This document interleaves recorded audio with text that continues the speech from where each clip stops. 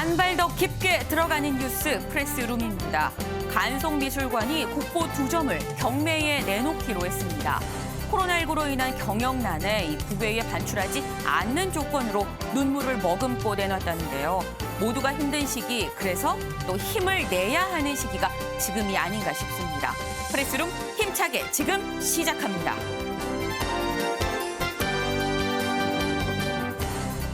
이재명 후보 부인 김혜경 씨가 민주당 험지 TK를 돌며 이 후보 지원 사격에 나섰습니다.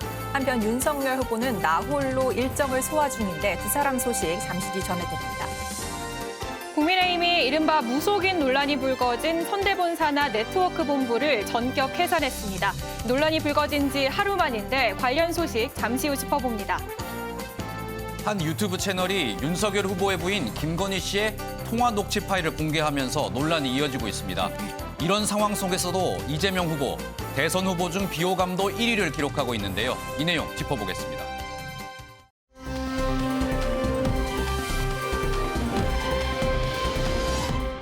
날씨 알아보고 오겠습니다.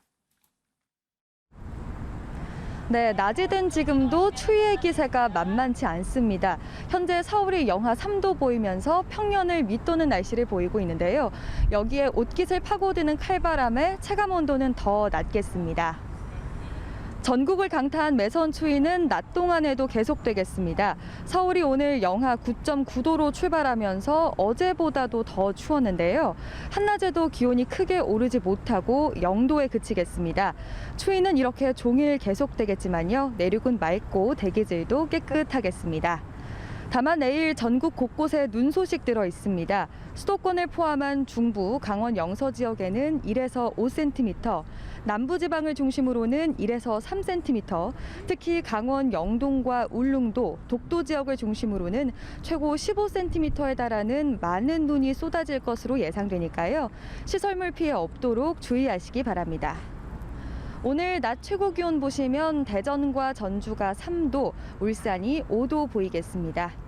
이번 추위는 금요일 낮부터 평년 기온을 회복하겠습니다. 어제 내렸던 눈이 녹지 못하고 쌓인 곳이 있습니다. 도로가 미끄러울 테니까요. 안전운전 하시고요. 미끄럼 사고 없도록 주의하시기 바랍니다. 지금까지 서대문 독립공원에서 날씨 전해드렸습니다.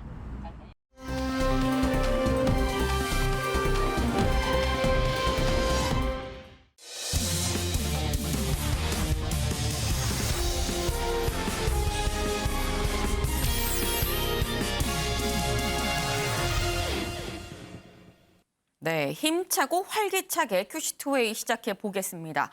오늘의 첫 번째 아이템, 이 김현 기자가 준비했죠? 네, 그렇습니다.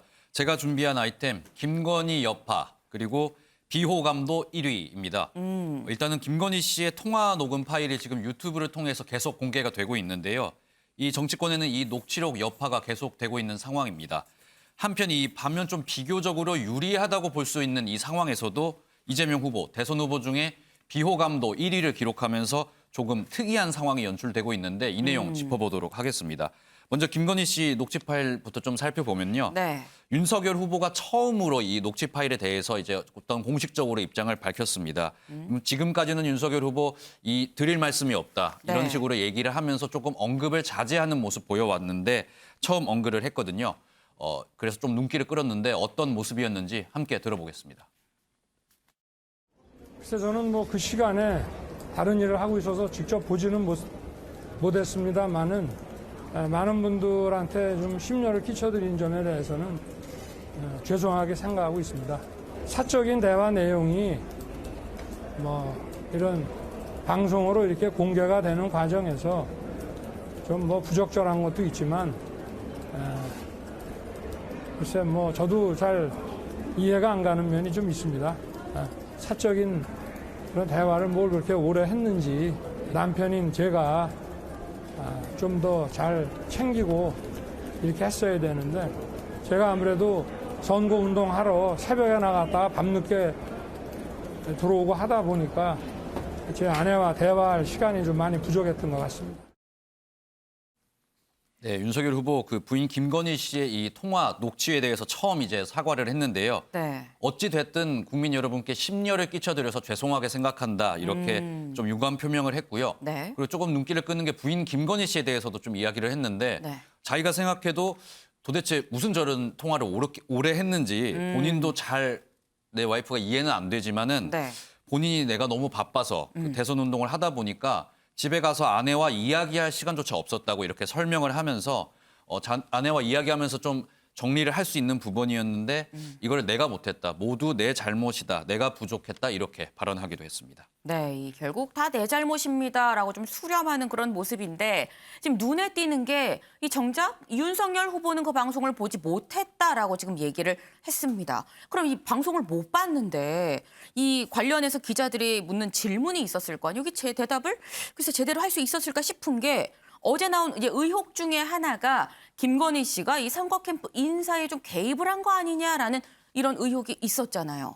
네, 그렇습니다. 좀 문제가 됐던 게 김건희 씨가 캠프 내에 비선 실세로 활동하는 거 아니냐 이런 의혹이 지금 계속 제기가 됐거든요. 윤석열 후보 기자들이 이 부분에서 질문을 했는데 직접 답변을 했습니다. 윤석열 후보의 발언 직접 들어보겠습니다. 제 처가 뭐 선거 운동에 많이 관여를 했다 그러면은 그런 통화를 그렇게 장시간 할 수 있는 시간이 되겠습니까? 바쁘게 그 남편의 그 선거 운동에 관여를 하고 도와주는 상황이라면은 그런 통화 가능했겠는지를 한번 좀 생각해 봐 주십시오. 저도 정치를 처음 해보다 보니까 그 정치권에 있는 분들을 잘 몰라가지고 여러분들의 추천에 의해서 오고 있는 마당에 제 처가 뭐 이 여의도 정치권에 누구를 알아서 저걸 하겠습니까? 그러고 그런 얘기 자체를 들은 사실도 없고요. 네, 윤석열 후보 그 부인 김건희 씨를 향해서 조금 전에는 도대체 누구와 그렇게 오래 통화를 했는지 잘 이해가 안 된다고 했는데 이번에는 만약에 내 아내가 정말 선거운동에 관여를 했다면 그렇게 7시간 동안 기자와 통화할 수 있는 시간이 없었다.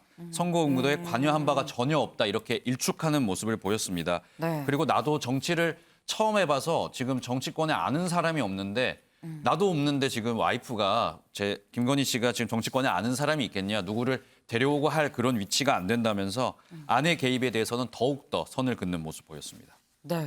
윤경호 위원님, 지금 이 김영 기자 얘기처럼 이 아내의 어떤 선거 개입 의혹에 대해서 확실하게 좀 선을 긋는 모습이긴 합니다. 뭐 그러면서도 나도 뭐 잘 이해가 안 간다 이런 얘기를 하기도 해요. 이게 뭐 의도적으로 좀 거리를 두는 전략 아니냐라는 얘기도 나옵니다. 뭐 그래도 본인이 사과하겠습니다. 제 책임입니다. 이렇게 말했으니까. 네. 그 전에 처음에 학력 허위 기재, 경력 허위 기재 이런 거 나왔을 때 마치 제3자의 일을 코멘트하듯이 했던 거하고는 많이 달라졌어요. 일단 부정적인 영향을 끼칠 만한 소지는 이제 안고 가지 말자 이런 것 같아요. 그런데 제가 꼭 뭐 윤 후보에게 반박을 하는 꼴인 것 같습니다만 지금 선거운동에 관여라는 표현을 했잖아요. 네. 근데 방송에 MBC 스트레이트에 나온 거 그다음에 그 후에 나온 여러 가지를 보면 캠프에 사람을 얼마든지 김건희 씨가 추천해서 집어넣을 수 있고 본인의 오빠가 거기서 활동을 한다고 하고 뭐 지금도 여전히 이어지고 있는 또 하나의 아주 폭탄 하나 있잖아요. 무속인 뭐 어떤 사람이 네. 활동을 하고 있다. 이런 게 김건희 씨가 그 정도의 인사를 추천하고 사람을 거기다 집어넣고 하는 게 관여가 아니면 뭐가 관여일까? 뭐 다른 후보의 부인처럼 직접 나서서 뭐 선거운동을 하고 다니고 뭐 이런 게 과연 관여인지 그거는 제가 보기엔 윤석열 후보가 이 시중에서 의혹을 갖고 있는 대목에 대해서 이해를 제대로 못하고 있는 거 아닌가. 만약에 그렇다면 이 의혹에 대한 비판적인 시선은 당분간 계속 이어질 수밖에 없을 거다. 그 점을 좀 지적하고 싶습니다. 네. 이 지금 윤경호 위원께서 뭐 여러 뭐 무속인 논란도 있고 뭐 안에 뭐 사람을 이 녹취에 따르면 이 아내인 김건희 씨가 뭐 사람을 넣는 게 뭐 확실하지 않느냐라고 말씀을 해주시긴 했는데 사실 이 부분은 여야의 지금 얘기가 좀 상충하고 있는 그런 부분이긴 합니다. 그래서 저희가 이 뒤쪽에서 좀 더 좀 자세히 다뤄보기로 하고요. 이 김건희 씨 녹취에서 논란이 된 것 중에 또 하나가 나랑 우리 아저씨는 안희정 편이다라고 얘기를 하면서 미투 관련해서 이 언급한 게 있습니다. 이 김건희 씨가 이제 본인 얘기뿐만이 아니라 나랑 우리 아저씨, 그러니까 윤석열 후보도 안희정 씨 편이다라고 얘기를 했는데 여기에 대해서는 윤석열 후보 뭐라고 얘기했을까요? 네, 일단 윤석열 후보 이 미투 논란에 대해서는 드릴 말씀이 없다 이야기하면서 조금 언급을 피하는 모습을 보였습니다. 네. 앞서 말씀하신 것처럼 김건희 씨 이번 녹취록 파일 중에 그 안희정 전 지사의 이제 미투 논란 때 이야기를 하면서 우리는 안희정 편이었다. 그리고 보수는 돈을 주기 때문에 미투가 안 터진다. 이렇게 이야기를 해서 논란이 일었잖아요. 윤석열 후보 일단은 말씀드린 것처럼 이 부분에 대해서는 드릴 말씀 없다 하면서 언급을 피했고요. 네. 하지만 당장 뭐 민주당에서는 권인숙 의원 이런 왜곡된 의식 갖고 있는 후보와 배우자, 대통령이 되면 안 된다 이렇게 비판을 하고 나섰는데 또 눈길을 끄는 게 지금 안희정 지사 사건 때 피해자였던 네. 그 당사자 김지은 씨가 발언을 해서 눈길을 끌고 있습니다. 네. 김지은 씨 법원이 유죄로 판결한 사건에 대해서 지금 이렇게 비아냥거리는 김건희 씨의 태도 이번 녹취록 통해서 볼 수 있었다 이렇게 이야기를 했고요. 네. 지금 김건희 씨가 생각 없이 내뱉은 말들로 2차 가해 받고 있고 악플에 시달리고 있다면서 공식적으로 이제 사과를 요구하는 그런 발언을 내놔서 눈길을 끌기도 했습니다. 네, 지금 보면 김지은 씨가 강하게 좀 반박을 하고 있는 그런 상황인데 항의죠. 반박이라기보단 항의를 하고 있는 상황인데 소종섭 위원님. 네. 일단 윤석열 후보가 이 미투 이 발언에 관련해선 따로 드릴 말씀이 없다라고 얘기를 했습니다. 이건 저희가 어떻게 해석을 해야 될까요? 뭐 곤혹스러움의 표현인 거죠.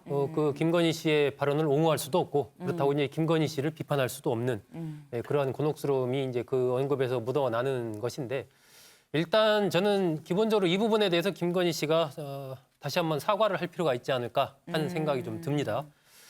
물론 이제 김건희 씨가 발언을 할 때는 이게 어떤 공개적인 자리나 공적인 매체와 정식으로 인터뷰를 하면서 얘기했거나 그런 건 아니죠. 좀 자연스럽게 대화를 한다는 생각에서 대화를 했는지는 모르겠지만 일단 공개가 됐지 않습니까? 네. 공개돼서 이슈화가 됐어요 이미. 네. 그 상황에서는 그에 맞는 대응이 나와야 된다.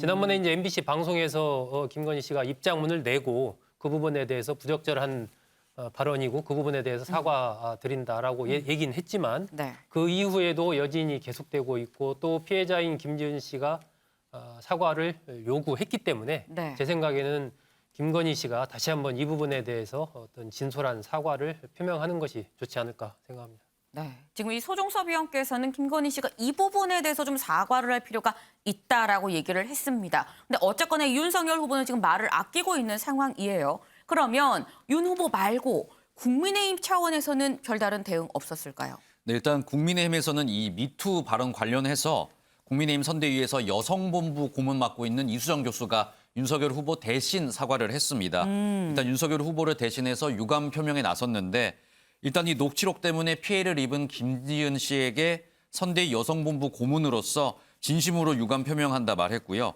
세심하게 배려하지 못해서 머리 숙여 사과드린다. 이런 발언도 겉들였습니다.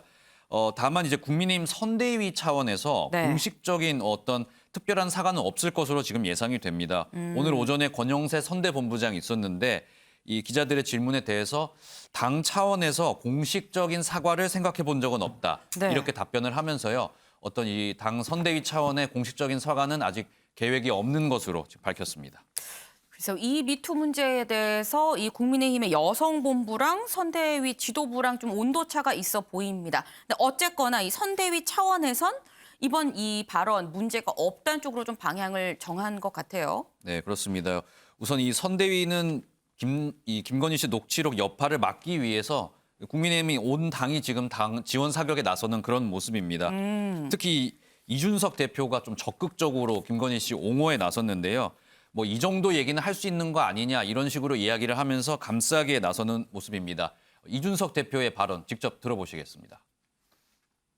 그 정치 상황에 대한 평가라든지 사람에 대한 평가라고 하는 것은 사적인 대화라는 전제로 놓고 보면은 별 문제 없는 수준입니다. 예를 들어 저도 지금 우리 청취자분들께 고백하자면은 이 빨간색 온에어든 꺼지면은 편하게 얘기합니다. 하죠. 안철수 얘기하고 예. 뭐 다 합니다. 예. 사적인 대화로 우리가 봐야 될 것이냐 아니면은 실제 취재는 이 보도를 전제로 한 상황에서 대화했냐에 따라 가지고 관점이 좀 달라질 것이다 이렇게 봅니다. 저는 후보자의 배우자에 대해서 공격이 과하다고 해가지고 후보자의 배우자가 공인으로서의 활동을 늦추는 것은 또 나름 그다음에 문제를 야기할 수 있다 이런 생각을 합니다. 진짜 대통령이 된다고 한다면은 후보자의 배우자가 어쨌든 퍼스트레디로서 역할을 해야 될 텐데 그 전까지 그런 사회 활동을 미리 경험하는 것도 굉장히 중요하다 이런 생각을 하고 저는 당연히 이것을 공개된 장소에서 또 여럿의 조력을 받으면서 활동하게 되면은 여러 우려도 불식시킬 수 있다고 생각합니다. 네, 이준석 대표 나도 온에어 불, 그 카메라 불이 꺼지면은 안철수 대표에 대해서 이야기를 한다 이렇게 조금 재밌게 표현을 했습니다. 네. 아마도 좀 안 좋은 얘기일 것으로 생각이 되는데 네. 이 정도 사적인 대화는 할 수 있는 거 아니냐 이렇게 얘기를 하면서 김건희 씨 감싸는 모습 보였고요. 네. 원희룡 선대위 정책본부장도 대선 후보 부인이 캠프에 영향을 미치고 있는 거 아니냐 기자들이 이렇게 질문을 했는데 여기에 대해서 어느 뭐 선거든 후보 가족이나 부인이 그 정도 안 하는 곳이 어딨냐 이렇게 이야기를 하면서 당 차원에서 적극적으로 김건희 씨를 조금 감싸는 이런 모습을 보였습니다.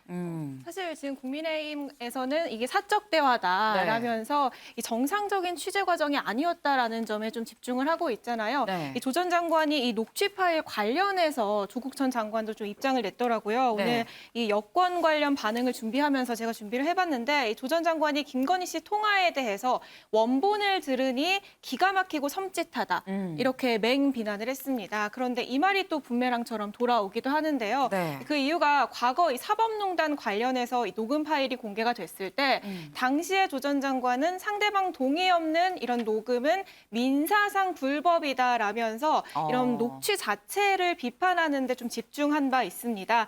그러면서 우리는 민사상 불법이지만 미국은 이를 범죄로 처벌한다면서 통신 비밀에 대한 인식이 높아지면 법 개정도 가능해질 것이다라면서 좀 비판 목소리를 높였거든요. 네. 같은 사안에 대해서 좀 이런 사안이 달라지니 이전에는 비판 목소리를 냈다가 지금은 그런 것에 대해 침묵한다라는 지적도 나오고 있습니다. 네, 이 조국 사태가 이제 한창이었을 때 뭐 조적조라는 얘기가 있었었는데 뭐 지금 그런 상황이 아닌가 하는 생각이 듭니다. 근데 어쨌거나 지금 얘기를 들어보면 이준석 대표가 이런 얘기를 하죠. 나도 온에어 거지만 안철수 후보 얘기도 하고 뭐 다 한다라고 얘기를 합니다.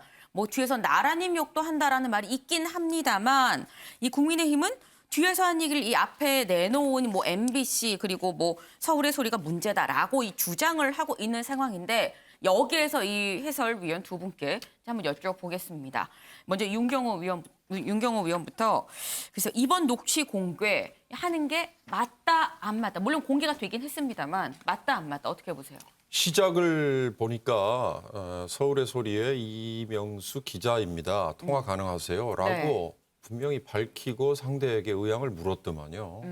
물론 뭐 그 자체도 편집이 되고 뭐 또 다른 무슨 제가 이러이러한 이유 때문에 전화를 했습니다. 뭐 이런 게 있었는지 모르지만 네.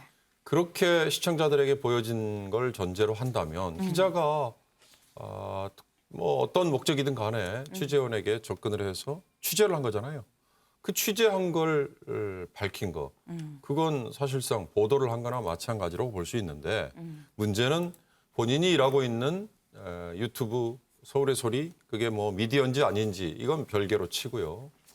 거기를 통해서가 아니라 왜 MBC를 통해서 했느냐. 또 이것도 나름대로는 또 논리를 가지고 있더만요. 윤석열 후보가 언젠가 뭐 제대로 된 매체를 통해서 보도를 해야 그게 의미가 있는 거지. 뭐 이런 식의 표현을 해서 내가 MBC에 갔다. 또 이렇게 말을 했어요. 그러니까 이번 사안은 저 가끔 기회 될 때마다 그런 말씀 드립니다. 대통령 선거에 나온 대선 후보는 무한 책임입니다. 무한 책임.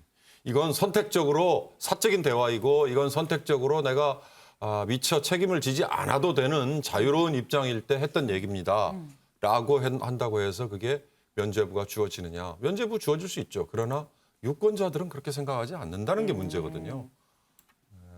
이번 보도는 해서는 안 된다. 뭐 전 그렇게 생각하잖아요. 왜냐, 이명수라는 이 녹음을 했다는 당사자가 정말 사적인 대화라고 한다면 그거야 뭐 논란의 여지가 있지만 그게 아니라 제가 기자입니다라고 접근을 했다는 전제를 놓고 보면 전 뭐 보도를 해도 된다는 입장이고 다만 MBC든 서울의 소리든 법원에서 굉장히 엄격하게 가이드라인을 줬잖아요. 그 가이드라인을 너무 지켜버려서 사실은 속빈 강정이 아니냐 이런 지금 얘기까지 듣고 있는 거 아닌가 생각도 듭니다. 네, 그럼 소정섭 위원께서는 어떻게 보세요?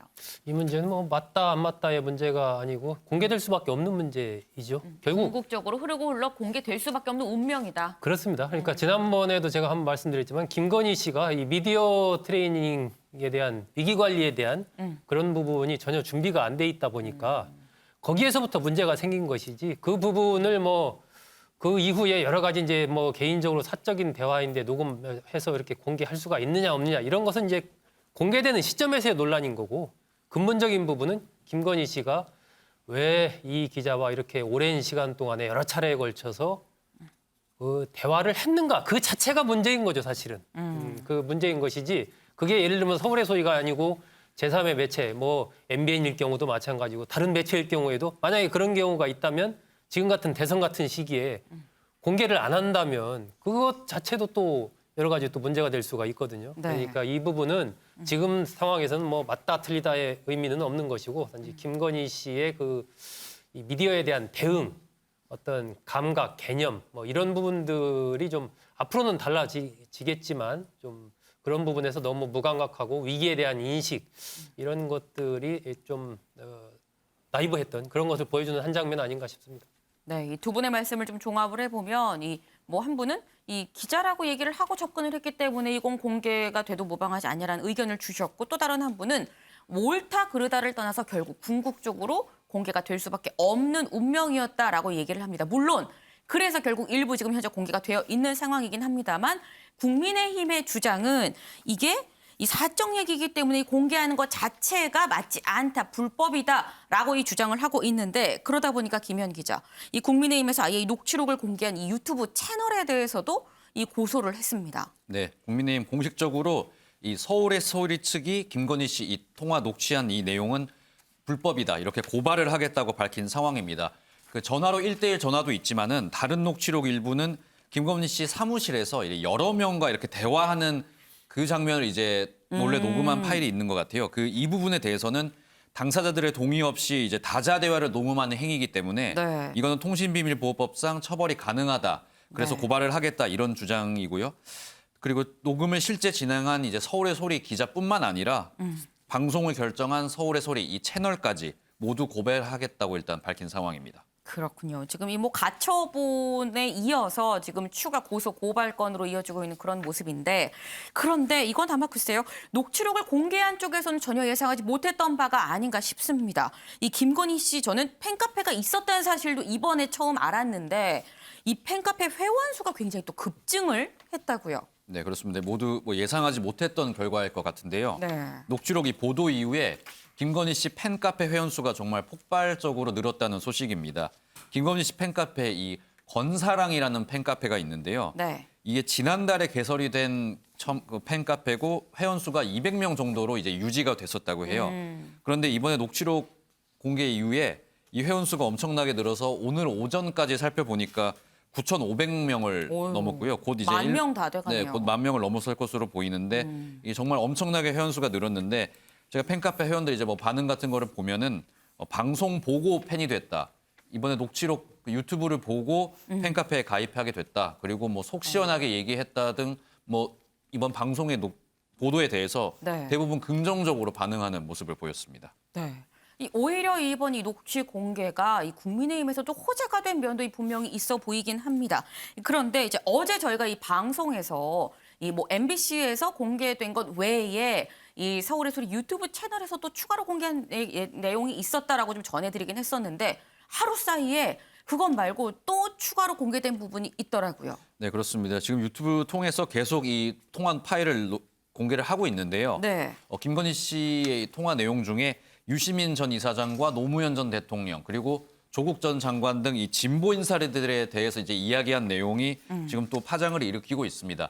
일단 조국 유시민 장관에 대해서는 조국의 적은 유시민이다 이렇게 말한 부분이 이제 표현이 돼가지고 논란이 되고 있는데 김건희 씨 통화 내용 좀 설명을 드리면은 조국 사태 때 이게 검찰 수사까지 갈 필요 없이 이제 넘어갈 수 있는 부분이 있었는데 유시민 전 이사장이 이를 키우는 바람에 조국 전 장관 그리고 조국 전 장관의 부인 정경심 씨가 구속됐다. 이렇게 발언하는 내용이 있어서 이게 조금 논란이 되고 있고요.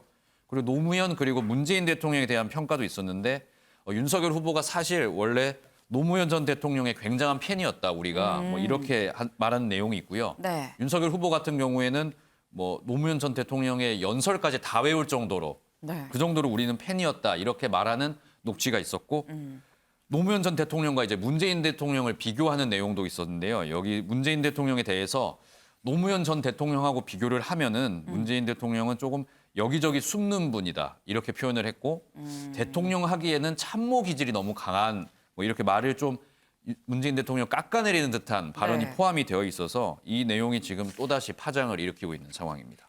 그런데 보니까 이 뭐 지금 김현 기자가 얘기한 거 외에 다른 단어가 또 공개가 돼서 이게 또 주목을 받고 있습니다. 네, 그렇습니다. 이 단어는 바로 이 블랙 조직이라는 단어인데요. 김건희 씨 통화 내용 중에 이 서울소리 기자에게 우리 캠프로 넘어와라. 우리 캠프에서 일해달라 이렇게 부탁을 하는 내용이 있습니다. 네. 여기서 우리 캠프로 넘어와서 블랙 조직에서 일해달라는 내용이 있는데요. 이 블랙 조직이 도대체 뭔지 지금 이제 많은 추정과 의혹들이 나오고 있는 상황입니다. 네. 지금까지 나온 이제 내용들을 살펴보면 이 블랙 조직이 아마 캠프 안에 있는 캠프, 뭐 핵심 조직 또는 비선 조직을 칭하는 것으로 지금 추측이 되고 있는 상황인데 이 비공식적인 조직을 김건희 씨가 아마 블랙 조직이라고 부른 것 같아요. 이 통화 내용이 공개가 되면서 좀 논란이 일고 있는 상황인데 지금 무속인 논란 같은 게 지금 겹치면서 네. 좀 뭐 캠프 내에 비선이 있는 거 아니냐 이런 의혹들이 나오고 있지 않습니까? 이 와중에 나온 이 블랙 조직이라는 단어 때문에 이 단어도 지금 굉장히 큰 논란을 일으키고 있는 상황입니다. 네. 윤경호 위원님, 지금 김현 기자가 이 블랙 조직이 글쎄 비선 조직이 아닐까 하는 이 얘기도 나온다라고 얘기를 하긴 했어요. 근데 보통 이 뭐 레드 팀이라고 하면 뭐 네거티브 같은 거 대응을 하고 뭐 이런 팀으로 얘기를 하긴 하는데 블랙 조직이 대체 뭘까요? 뭐 뉘앙스로 보면 김건희 씨의 이 얘기 공개된 내용 중에 조금 들어있죠. 와서 내가 시키는 거 하면 돼 하는 대목하고 정보업 같은 거 뭐 그런 얘기들이 있잖아요. 그러니까 뭐 바로 윤핵관 했을 때 문제됐던 게 그거 아닌가요? 윤석열 후보의 뜻을 누구보다 잘 읽고 그 뜻을 전해서 내부에서 선대위 내부에서 결정을 좌지우지하는 네. 이건데 더 큰 문제는 완장을 차고 있는 사람이면 괜찮지만 완장을 차지 않고 그런 역할을 하는 사람이잖아요. 이 블랙 조직이라는 것도 만약에 그런 거라면 그러면 뭐 비선 조직이구나라는 의심과 의혹을 피하기가 어렵죠. 우리 국민들에게는 최순실이라는 정말 대한민국의 대통령의 국정 시스템을 망쳐버린 그래서 국민 모두를 부끄럽게 만들어버린 최순실이라는 트라우마가 있기 때문에 이 비선 조직에 대해서는 아마 결코 긍정적으로 보는 사람이 드물 거예요. 그런 점에서 이 블랙 조직이 그런 비선 조직으로 지금 오버래핑 될 수밖에 없는 그런 상황이니까 굉장히 사실 불리한 겁니다. MBC가 왜 그 표현을 삭제하고 보도를 했을까? 뭐 그것도 이런 판단하고 연결된 거 아닐까 싶은 생각도 듭니다.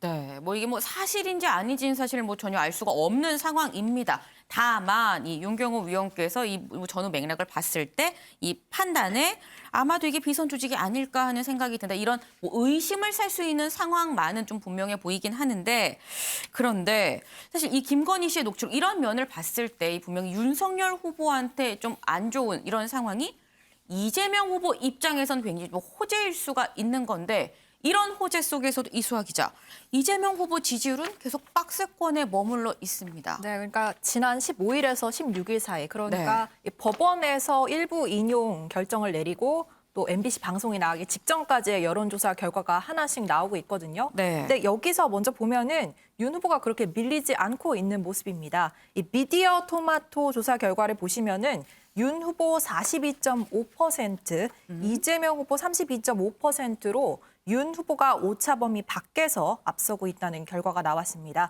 이 수세에 몰린 국민의힘 상황에도 이재명 후보 지지율 30%대 이 벽을 깨지 못하고 답보 상태에 있는 모습이고요. 네. 하나 더 소개를 해드리자면 이 데일리안에서 의뢰하고 여론조사 공정에서 15일에서 16일 역시 같은 기간 양일 조사한 결과를 보시면은 윤석열 후보 42.5%, 이재명 후보 37.1%로 두 후보 격차 오차 범위 내에서 윤 후보가 앞서고 있는 것으로 나타났습니다. 더 자세한 내용은 중앙선관위 홈페이지를 참고하시면 되는데 네. 이 후보 계속해서 파격적인 경제 공약을 내세우고 있는데도 이 네. 박스권을 벗어나지 못하고 있는 모습이고요. 하나만 더 간단하게 좀 짚어드리자면은 저희 아이템 제목에서도 보셨지만 이 비호감도 1위를 이재명 후보가 기록하면서 불명예를 좀 안고 있습니다. 네. 이 미디어 토마토 조사 결과를 보시면요.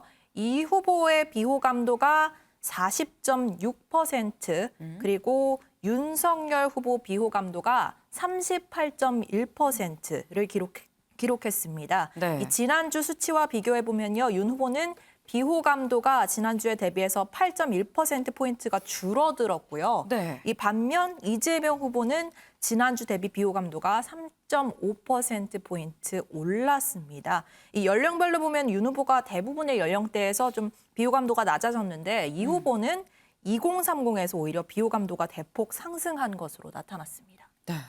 수종섭 위원님, 네. 지금 이 여론조사 결과를 보게 되면 물론 이게 뭐 해당 이 녹취 방송이 이 공개가 된 다음에 한 여론조사는 아니긴 합니다. 하지만 이 여론조사를 시행했었던 그 시기를 보게 되면 이 내용을 녹취 내용을 공개하냐 마냐 뭐 가처분에 들어가고 이랬었던 상황이거든요. 충분히 이슈가 됐었던. 이 반면에 시기적으로 이재명 후보는 그때 뭐 그렇게 큰 논란이 딱히 없었어요. 그런데 그럼에도 불구하고 이게 흐름으로 봤을 때 윤석열 후보의 호감도가 이 비호감도가 떨어지고 이재명 후보의 비호감도가 올라간 상황. 이걸 어떻게 해석해야 될까요? 이번 김건희 녹음 파일은 제가 보기에는 지지도에 큰 영향을 미칠 것 같지는 않습니다. 이후에도 내용이나 이런 것들을 봤을 때 네. 그렇게 보이고 지금 이재명 후보의 비호감도가 왜 이렇게 높은가 한 뭐 3가지 정도로 요약할 수 있지 않을까 싶습니다. 네. 일단 첫 번째는 기본적으로 이제 정권 교체를 바라는 여론이 정권 교체 흐름이 죽지 않고 있어요. 계속해서 강고한 그 50%대를 넘는 정권을 교체해야 된다는 여론이 그대로 가고 있습니다.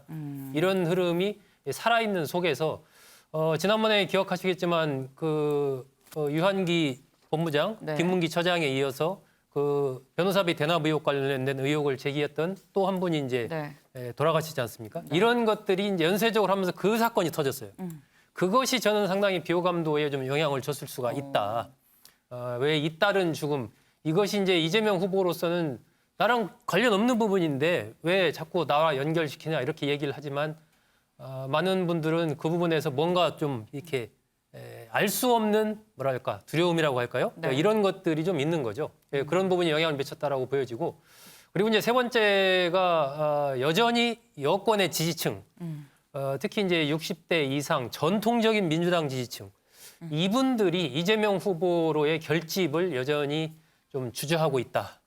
그러니까 여전히 지금 이재명 후보가 지지율도 30%대를 넘어서 40%대를 가지 못하는 박스권에 갇혀 있으면서 비호감도가 올라가는 이 부분은 전통적인 지지층의 결집이 이루어지고 있지 않다. 이렇게 이 3가지 이유 거기다가 플러스 지금 비호감도가 특히 이번에 많이 상승한 게 2030 세대예요. 네.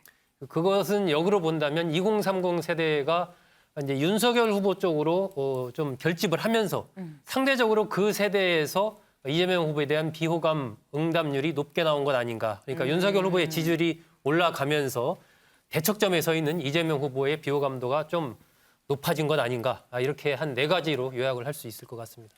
굉장히 좀 꼼꼼하게 이 분석을 해주셨습니다. 보통 3가지로 끝났는데 4가지까지 나왔어요. 정권 교체의 흐름이 아직도 좀 크고 이 변호사비 대납 의혹에 대한 게 이 이재명 후보한테 좀 악재로 작용을 한 것 같고 이 민주당의 전통 지지층이 아직 이재명 후보 쪽으로 결집이 안 된 상태에 더하기 2030의 이 윤석열 후보 지지가 오히려 이재명 후보한테 비호감 쪽으로 갔다라고 이 말씀을 해주셨습니다. 좋습니다. 네, 이 아이템 사실 우리가 지금까지 본 게 이 김건희 씨의 녹취록에 대한 어떤 공개 여파 부분과 함께 이 그럼에도 이런 호재의 이 비호감도가 1위인 이재명 후보에 대해서 좀 짚어봤는데.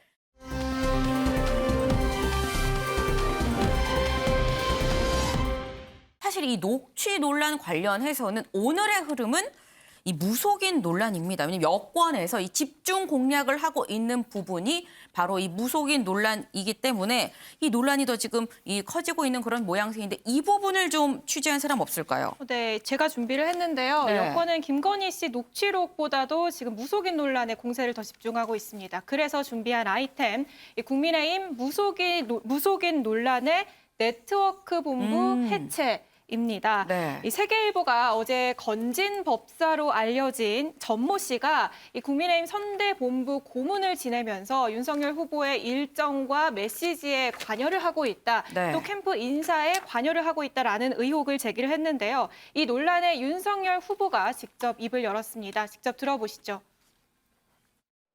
하하, 참. 뭐 그분이 무속인 맞습니까? 예? 제가 우리 당 관계자한테 그분 소개받아서 인사를 한 적이 있는데 스님으로 저는 알고 있고 법사라고 저는 들었습니다. 그리고 그분은 여기 뭐 직책이나 이런 거 전혀 맡고 계시지도 않고 뭐 자원봉사자 이런 분들을 소개해 준 적은 있다고 하는데 뭐 무슨 일정 메시지를 막 뭐 이런 제가 기사를 봤는데 참 황당한 얘기입니다. 네. 네, 뭐 일정이나 메시지를 맡고 이런 기사를 봤는데 참 황당한 얘기다라면서 해당 보도를 일축했는데요. 그러면서 이 당 관계자가 이분이 후보를 많이 응원한다 해서 인사한 적은 있지만 이 선대본부 내에서 직책을 맡고 있지도 않고 아내와 같이 이분을 만난 적도 없다고 선을 그었습니다. 그렇군요. 그런데 윤석열 후보는 아니다라고 이렇게 선을 긋는데 민주당 쪽에서는 이 부분을 좀 더 부각시키는 그런 모습입니다. 네, 맞습니다. 이 윤 후보 논란에 말을 아꼈던 이재명 후보와 민주당. 그런데 이 논란과 관련해서는 공세 수위가 높아지고 있는 모양새입니다. 어제 이재명 후보의 발언과 함께 오늘 민주당 목소리까지 들어보겠습니다. 설마 저는 사실이 아닐 거라고 믿고 싶습니다. 우리 윤석열 후보님 혹시라도 그런 요소가 있다면 지금부터라도 철저하게 제거하고 본인의 역량을 강화하시고 또 주변의 인재들을 좋은 사람들을 쓰셔서 이 국정이 안정되고 또 국민들이 불안하지 않게 하기 위한 그런 실질적인 조치를 좀 해주시면 좋겠습니다. 이거는 개인 사업도 아니고 또 한 개인의 운명이 달린 일도 아니어서 그렇게 누구 심심해서 전 보듯이 또 누군가에게 운수에 맡겨서 결정할 일이 아니다. 후보를 둘러싼 도사, 법사는 한두 명이 아닙니다. 경선 TV 토론회에서 윤 후보를 향해 천공스승, 지장스님, 이병환 등 역술인의 이름을 차례차례 거론하며 만난 적 있는지 물었습니다. 이에 윤 후보는 천공스님은 그런 사람이 아니다. 정법은 따르는 사람이 많다고 해명했다고 합니다. 윤 후보 손바닥 가운데 왕자가 적힌 장면이 카메라에 포착돼 주술, 무속 논란이 벌어지기도 했습니다. 최근 지속 보도되고 있는 건진 법사는 아예 선대위에서 활발한 활동을 해온 것으로 보입니다. 네트워크 본부를 해산하는 강경책을 쓴다고 손절할 수 없습니다. 네, 사실이 아닐 거라고 믿고 싶다라고 얘기를 했던 이재명 후보의 발언이 오후부터는 조금씩 거세지기 시작을 했는데요. 이 민주당 기조에 발을 맞추는 모양새였습니다. 이 해당 보도가 좀 타당해 보인다라고 얘기를 하면서 또 다른 언론 인터뷰에서는 과거 검찰이 신천지 압수수색을 안 했던 이유가 무속인이 이만희 총회장의 연매이기 때문에 공격하면 안 된다고 해서 라고 했다고 한다라는 주장을 하기도 했고요. 네. 국가 정책도 무속인들의 비과학적 판단에 의지할 가능성이 없진 않겠다는 걱정이 든다라는 얘기를 하기도 했습니다. 사실 윤 후보의 무속인 논란 이번이 처음이 아닙니다. 과거 지난해 경선 시절에도 불거졌는데요. 이 모습도 영상으로 확인해 보겠습니다. 왕자 부적 그 문제가 홍콩 외신에도 오늘 보도가 됐어요. 그 국제적 망신입니다. 이 잘못한 거죠. 국민들께 하여튼 오늘은 부적 없죠. 오늘요? 네, 오늘은 없죠. 부적은 뭐 그게 부적이라고 생각을 했으면 제가 알겠습니다. 손바닥에 그러고 다녔겠습니까? 응원의 개념으로 대수롭지 않게 생각한 게 제 불찰이었 것으로 제가 그거는 인정하고요. 네, 그런데다가 이 김건희 씨 통화에 도사와 이야기하는 걸 좋아한다라는 얘기도 나왔고요. 이렇게 이른바 무속인 리스크가 다시 급부상할 것으로 보이자 민주당이 좀 공세를 집중하고 있는 모습입니다.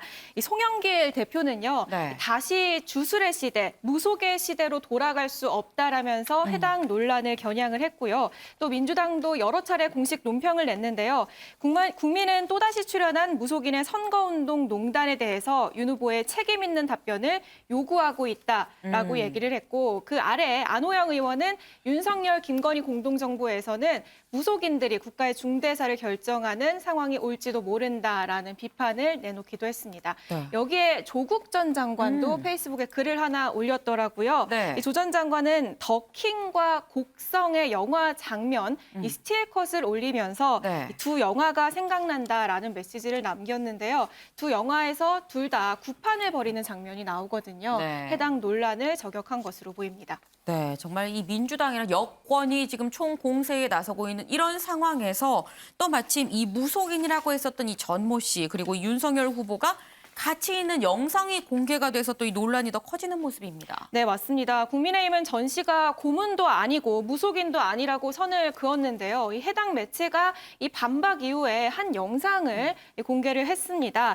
사실 예전부터 있었던 영상인데 다시 한번 드러난 상황인 거죠. 네. 이 건진법사로 알려진 전 씨와 윤 후보가 함께 있는 영상인데요. 지금 보시는 것처럼 저 빨간색 티를 입으신 분이 윤 후보의 등을 이렇게 두드리기도 하고요. 보면 이전에 좀 손짓을 했잖아요. 네, 저 상황을 잘 알고 있는 것처럼 마치 상황을 지휘하는 모습이 담겨 있는데요. 이 때문에 네. 실제로 선대본부에서 활동한 거 아니냐라는 이런 의심들이 추가로 제기됐고요. 여기에 이 매체가 전 씨의 처남과 딸도 윤 후보의 SNS를 관리하고 후보 수행 역할을 맡았다는 의혹을 추가 제기하기도 했습니다.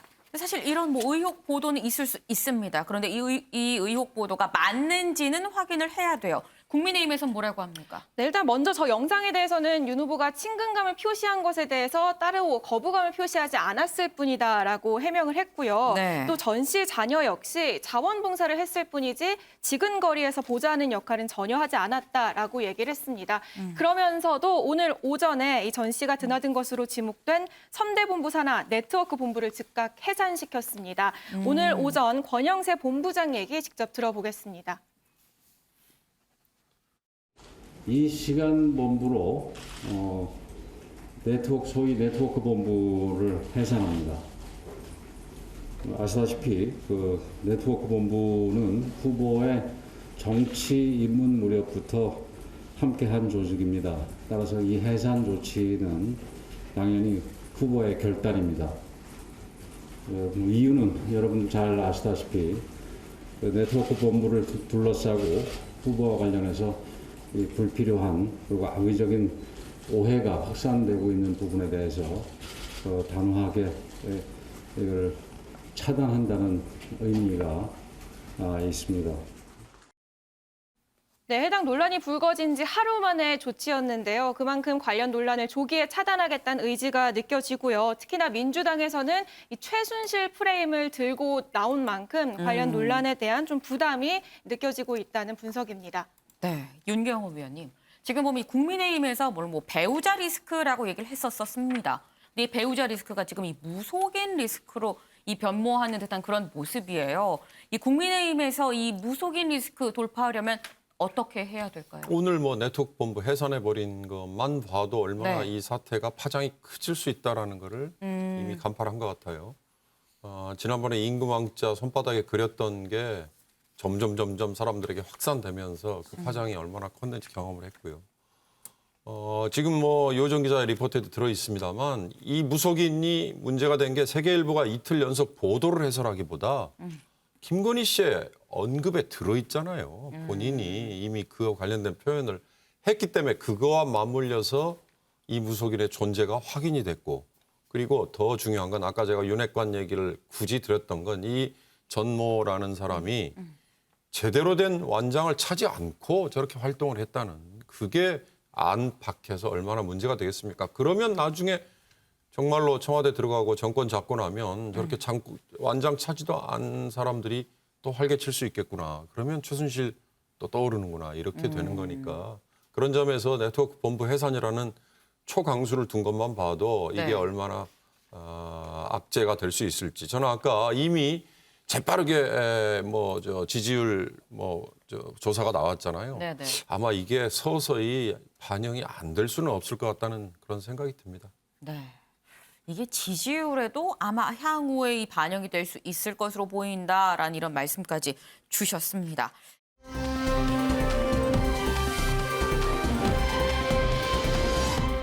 다음 아이템 이수아 기자가 준비했죠? 네, 제가 준비한 아이템 제목은요. 이 남편 내조 김혜경 대 나홀로 일정 윤석열입니다. 이 김혜경 씨 계속해서 공개적으로 이재명 후보를 지원 사격하고 있습니다. 특히 얼마 전에 이재명 후보 공식 유튜브에는 김혜경 씨가 지난 13일에 경북 청도의 한 미나리 영농조합을 방문한 모습이 담긴 영상을 올렸는데요. 네. 이거 잠깐 보고 오실게요.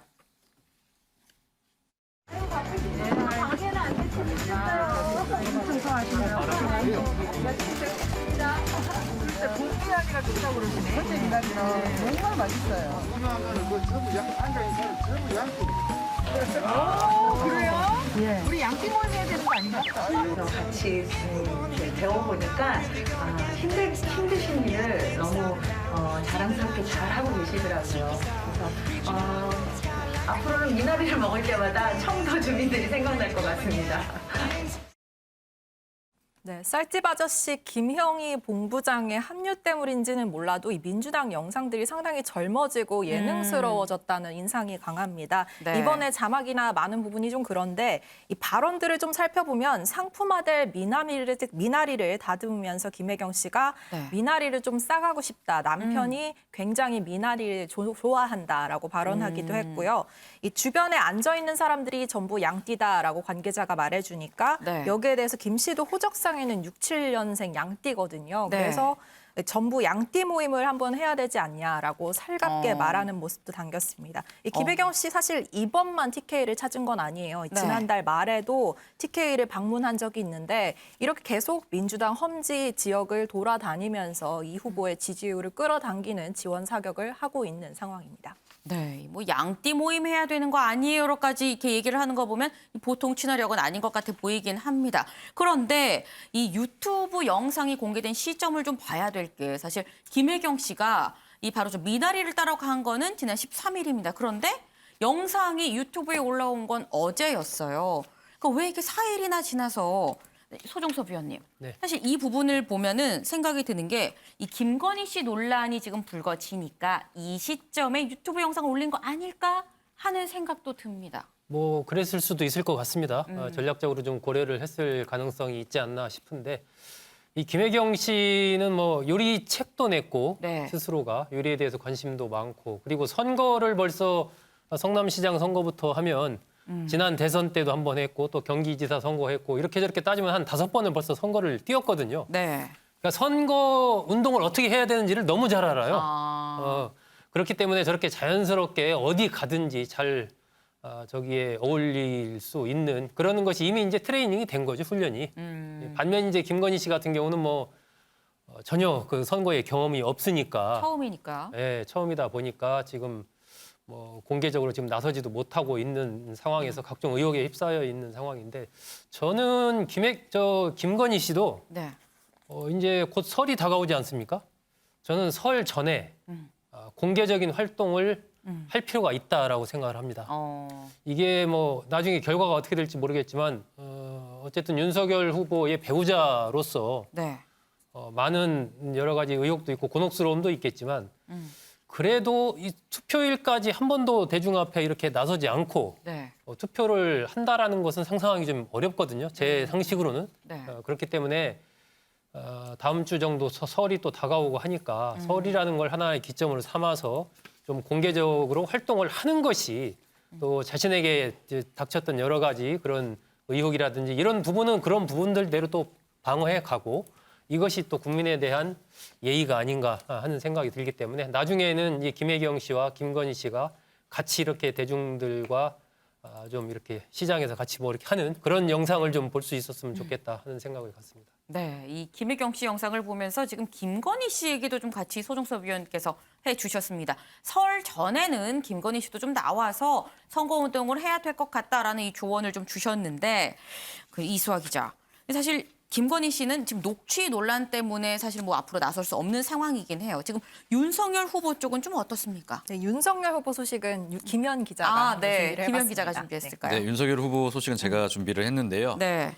윤석열 후보 뭐 지금 김건희 씨는 여러 의혹에 지금 휩싸여 있는 상황이지만 윤석열 네. 후보 본인은 홀로 꿋꿋이 선거운동을 계속하고 있습니다. 어제는 퇴근길 지하철역에 등장을 해서 이제 시민들과 인사하는 모습 보였었는데요. 저렇게 어깨에는 국민의힘 기호 2번 윤석열이라는 어깨띠를 메고 저 시민들과 이렇게 셀카도 찍고 네. 이렇게 촬영에 나서는 이런 모습도 보이기도 했습니다. 이 사전 이게 사전에 공지 없이 진행이 된 그 퇴근길 인사라고 해요. 그 캠프 측은 이 여의도역 출근길 기억하실 텐데 그때부터 시작을 해서 인천, 울산, 부산까지 해서 윤석열 후보가 지하철 인사를 이렇게 사전 공지 없이 진행을 하고 있다면서 앞으로도 이런 식으로 시민들과 계속 접촉을 늘려갈 예정이라고 밝혔습니다. 네. 제가 이수아 기자 얘기해서 또 서운해하지 말고요, 김현 기자. 알겠습니다. 기회를 한 번 더 주겠습니다. 네. 윤석열 후보가 또 유튜브도 영상을 좀 많이 올리고 있는 그런 네. 모습이에요. 그렇습니다. 그 짧은 영상으로 공약을 소개하는 그 쇼츠 공약이 있는데 여기 뭐 원희룡 정책본부장도 참여를 하고 이준석 대표 참여하고 굉장히 열심히 만들고 있고요.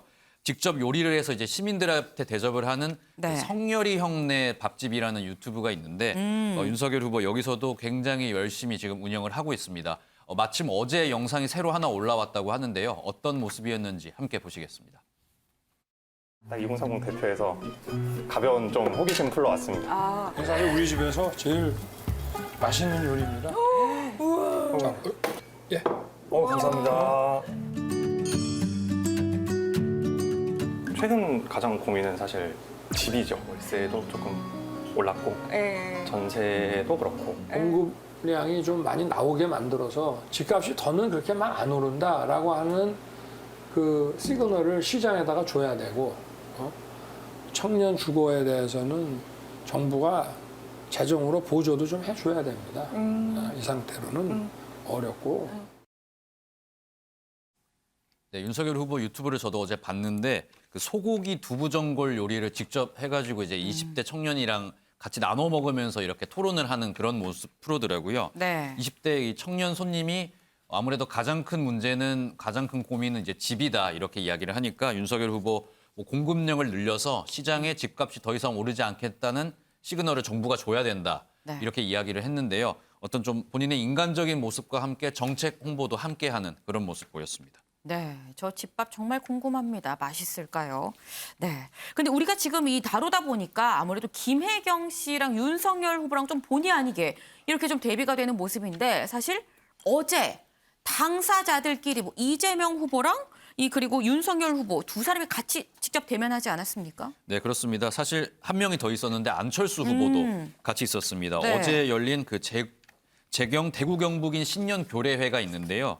여기에 대선 후보 3명이 모두 참석을 했습니다. 지금 보고 계신 화면인데 저렇게 각 당을 상징하는 한복을 입고 참석을 했고요. 네. 이재명, 윤석열, 안철수 이 빅3가 한 자리에 모여서 함께 뭐 대화도 나누고 포즈도 취하고 뭐 사진도 찍고 이런 모습을 보여줬습니다.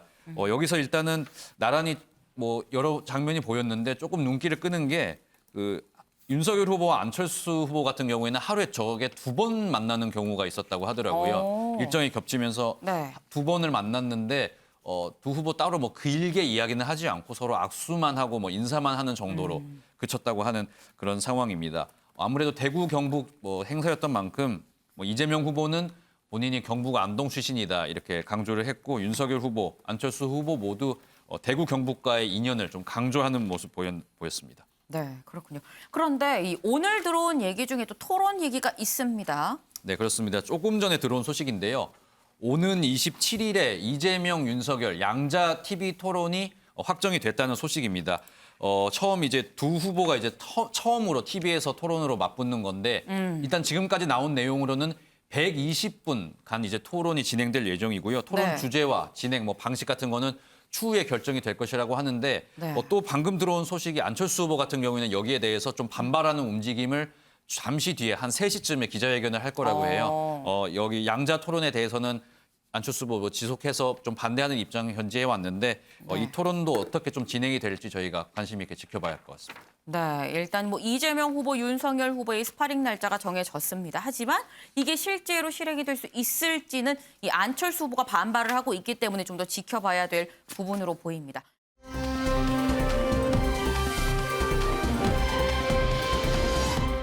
다음 아이템은 유호정 기자가 준비했죠? 네, 맞습니다. 제가 하나 더 준비했는데요. 이번 아이템은 용서를 구합니다. 이 민주당 사죄의 108배입니다. 어제 민주당 의원 36명이 조계사를 찾아서 108배를 올리고 참회의 뜻을 담긴 발언문을 낭독했는데요. 어제 현장 모습부터 보고 오겠습니다.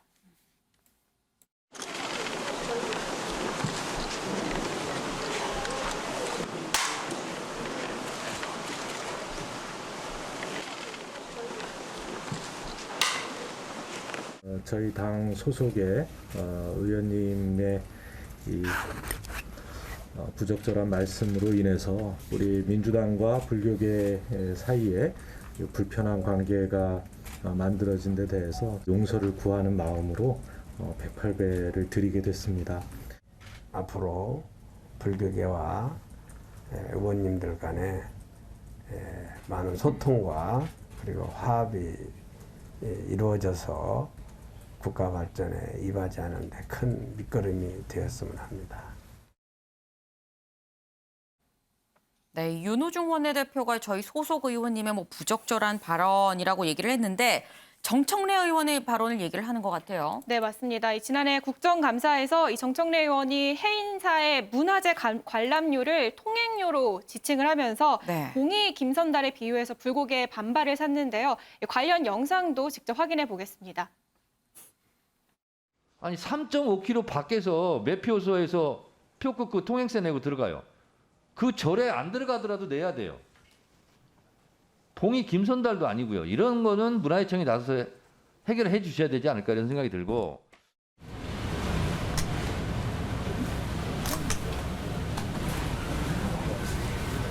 옆으로 가세요. 입법기구의 의원까지 불교를 폄하하고 대한민국 헌법에서 규정하고 있는 종교의 자유, 이것이 이루어지고 있냐라는 심각한 의심을 했습니다.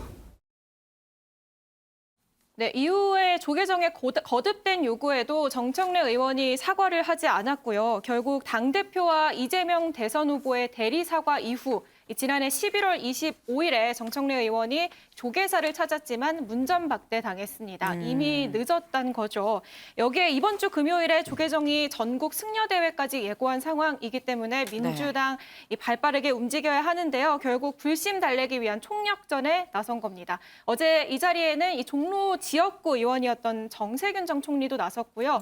또 이 논란의 중심에 선 정청래 의원도 함께하는 모습이었습니다. 다만 어제 이 노력에도 불교계 반응은 좀 냉랭합니다. 어제 간담회에서 성공 스님은 이 정 의원께 감사드린다. 사과하지 않고 버텨주셔서 감사한다. 불교계를 뭉치게 해주셔서 고맙다면서 불편한 기색을 드러냈습니다. 이재명 후보 역시 이 지방 일정을 갈 때마다 이 사찰 일정을 빠뜨리지 않으면서 이 불교계의 민심을 잡기 위해서 좀 총력을 다하고 있는데요. 이번 주말에 1박 2일로 강원 지역 다녀왔잖아요. 여기서도 예정에 없던 낙산사를 방문하기도 했고요. 또 부인 김혜경 씨도 지방 일정에서 이 사찰 방문을 빼놓지 않고 있습니다. 하지만 쉽게 돌아오지 않고 있는 이 불심, 그 틈을 야당 후보들이 공략을 하고 있습니다. 어제 안철수, 윤석열 두 후보가 불교 행사에 나란히 참석했거든요. 어떤 얘기했는지 직접 듣고 오시죠. 민족 문화유산의 보존과 계승을 위해 노력하고 계시는 불교계의 역할에도 깊이 감사드립니다.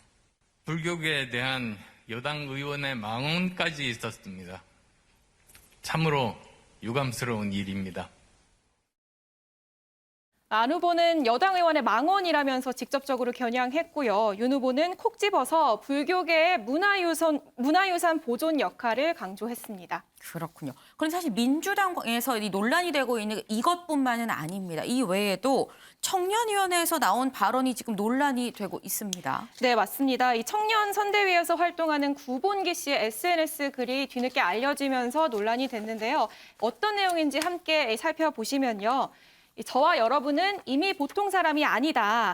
보통 사람은 국회의원과 텔레그램하지 않고 국회의원들이 좋아요도 눌러주지 않는다. 네. 또 보통 사람들은 사회 문제를 보고 정책을 떠올릴 수도 없고 이 행정부, 사법부, 입법부를 구분하는 것도 어렵다. 솔직히 우리 수준이 높다. 대중과 호흡하고 싶으면 우리 안에 우리를 죽여야 한다. 이런 내용이 담겨 있습니다. 그러니까 대중의 눈높이에 맞춘 선거 캠페인을 구사하자라는 취지였지만 네. 일부 표현이 이제 문제가 된 건데요. 이 후보 지지자들의 수준은 높고 일반 유권자들은 보통 사람들이다. 그리고 입법부, 사법부, 행정부 구분조차 어렵다라는 이런 표현들이 비하 발언 아니냐라는 논란이 일 거고요. 일부 네. 네티즌들은 선민의식이라고 비판을 했습니다. 결국에 민주당이 해촉했다는 이 소식을 직접 전해왔습니다. 해당 발언이 보도되자 해촉하기로 결정을 했고요. 이 선대위는 이 같은 사실을 알리면서 개인의 일탈 행위지만 책임을 통감하며 머리 숙여 깊이 사과의 말씀을 드린다고 밝혔습니다. 그렇습니다. 오늘이 딱 이 D-50일입니다. 이 다음 대선까지 딱 50일을 앞두고 있는데 이 윤경호 위원님 지금 보면 제가 뭐 몇 번 방송에서 말을 하긴 했었습니다. 이 후보들은 정말 떨어지는 낙엽에도 지금 몸을 사려야 되는 그런 시기다라고 얘기를 했는데 이 정청래 의원의 발언도 그렇고요.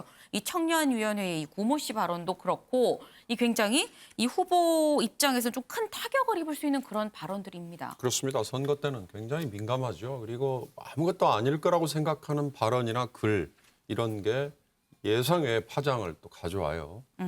감성적으로 뭔가 건드리려고 하다가는 오히려 감성적으로 더 역풍을 맞을 수 있어요. 정청래 의원의 발언은 굉장히 오래됐지 않습니까? 아마 국회 상임위에서의 발언이었던 걸로 기억을 하는데 그게 지금까지 이어지고 있다는 건 네. 즉각 대처를 못했다는 얘기예요. 지금 대선 국면에서 발생한 게 아닌데도 이 대선 국면까지 이어졌다는 거에서는 아마 당사자들을 포함해서 민주당에서 대응을 즉각 하지 못했던 거를 지금 약간 후회하고 있지 않을까 싶은 생각도 들고요.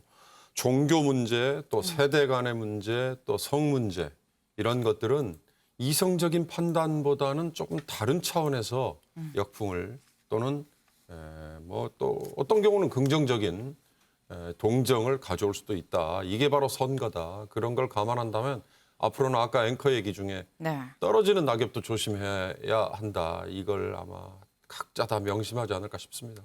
네. 상당히 다시 한번 좀 강조를 해주셔서 지금 조심을 해야 될 그런 시기다라고 이렇게 말씀을 해주셨는데 그럼 오늘의 탑 기사를 좀 한번 이 시점에서 정해보도록 하겠습니다.